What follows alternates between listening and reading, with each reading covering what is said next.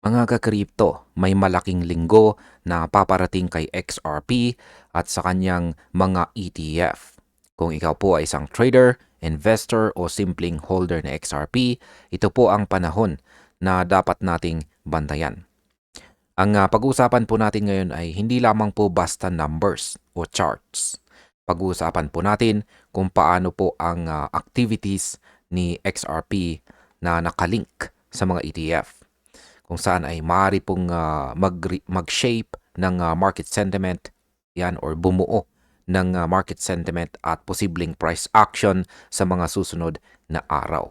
Kaya siguraduhin mong panoorin ang video na ito hanggang sa dulo dahil marami pong insights na pwede pong makaapekto sa iyong strategy. At ayan, simulan po natin sa ating pinakaunang katanungan kung bakit sinasabing malaking linggo yan ang paparating para sa mga XRP ETF. Yan, si XRP po ay muling nasa spotlight dahil sa interest ng market sa kanyang exchange traded funds or ETF. Ayon po rito sa crypto researcher na si Smoke, siya po ay nagpapakita ng data dito ng isang busy week para sa mga produkto na ito. Ang mga updates po niya ay may kasamang market panels na nagpapakita ng ETF inflows, asset levels, volume metrics at saka operational status ng iba't ibang XRP funds. Ang implications po nito sa market para po sa atin bilang mga traders at investors ay ito po ay isang sinyales na may aktibidad na maaari pong mag-trigger ng short-term volatility at oportunidad para sa price movements. Hindi lang simpleng ETF listing ang tinitignan natin dito.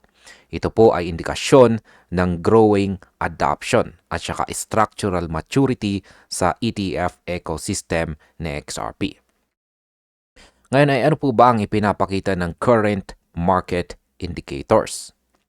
Yan, kung titingnan po natin ang current snapshots ng market, makikita po natin na active at increasingly structured na ang ETF environment. May 24-hour spot volume na lampas po sa $55 million at leverage volume na $61 million. Ang daily net inflows sa XRP spot ETF ay nasa 11.89 million, habang ang total net assets ay higit sa 384 million. Ang presyo po ni XRP na $1.94 ay nagbibigay po ng context sa mga numbers na ito. Para sa mga holders at traders, ang ganito pong data ay nagsisignify ng institutional interest at posibleng liquidity spikes. Ang pattern ng inflows ay ayan po, higher peaks nitong umpisa ng November at moderate levels po ngayon. At ito ay nagpapakita ng cyclical behavior.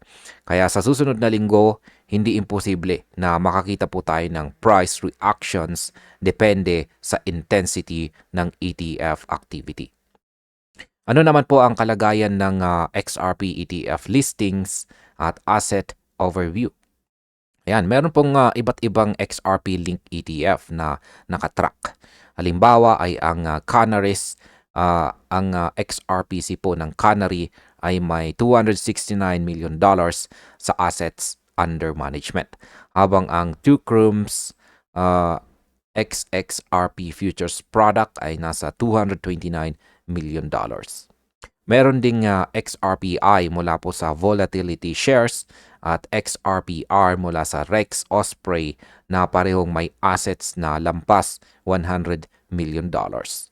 Ang mga live status indicators ng mga funds na ito ay nagpapakita po ng operational readiness at saka institutional activities. Ang ibig pong sabihin nito sa market ay hindi lang iisang issuer ang may produkto para kay XRP. May diversified structure na ngayon sa pagitan po ng spot at futures exposure. Kung ikaw po ay trader o hodler, ang setup na ito ay nagbibigay ng flexibility kung paano mo gustong mag-expose sa asset. Ano naman po ang reaksyon ng community at market considerations?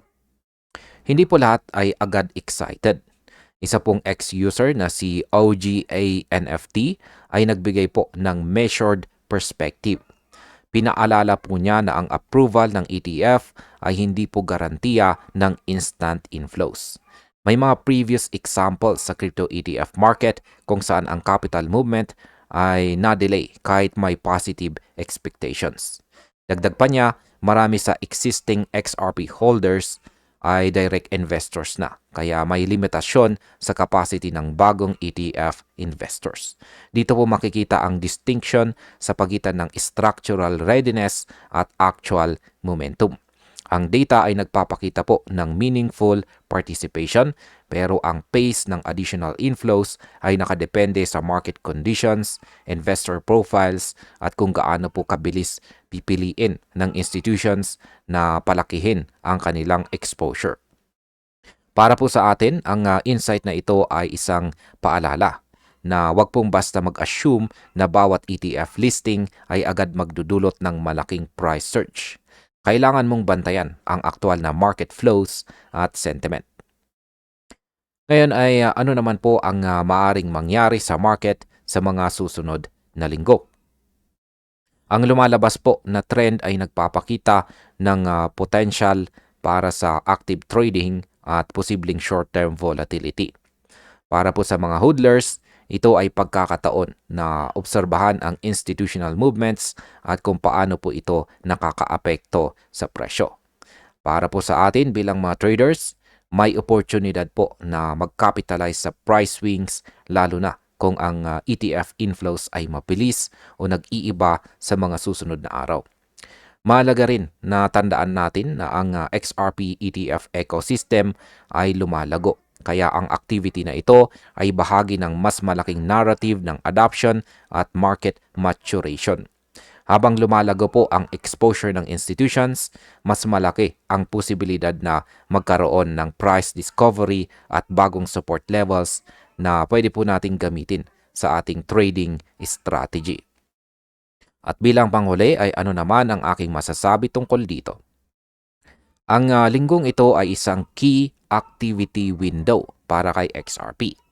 Ang ETF sector po niya ay hindi lang basta aktibo, kundi may structured presence na nagbibigay daan para sa diversified exposure. Para po sa atin bilang mga traders, investors at holders, ito ay nangangahulugan ng pagbabantay sa market dynamics, pag-unawa sa institutional behavior at tamang timing sa ating trading at investment decisions.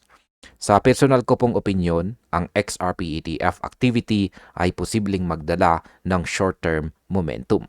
Pero hindi ito dapat tingnan bilang instant na price pump. Ang tunay na advantage po dito ay ang accessibility at maturity ng ETF ecosystem na makakatulong sa long-term adoption ng XRP sa market.